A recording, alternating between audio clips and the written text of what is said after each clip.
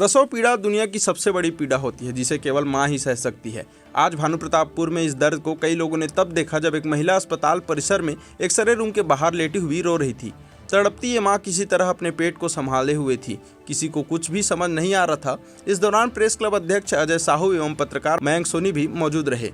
पत्रकारों ने बताया कि अस्पताल में स्टाफ तुरंत मौके पर पहुंचे और आरती नाम की महिला स्टाफ ने दर्द से तड़पती महिला को व्हीलचेयर में जैसे ही बैठाया, अचानक साड़ी के अंदर ही नवजात गर्भ से बाहर आकर रोने लगा। नवजात नीचे जमीन पर गिर गया, जिसे किसी तरह महिला स्टाफ हाथ से उठाती है। शुक्र रहा कि जच्चा बच्चा को कोई नुकसान नहीं हुआ है। हालांकि नवजात को चोट आई है या नहीं, यह भी जानकारी नहीं मिल पाई है। मौके पर तत्काल अस्पताल के बीएमओ डॉक्टर अखिलेश ध्रुव एवं डॉक्टर प्रीति भी पहुंचे एवं तड़पती हुई मां और रोते हुए नवजात को उसी हाल में अस्पताल में भर्ती किया गया।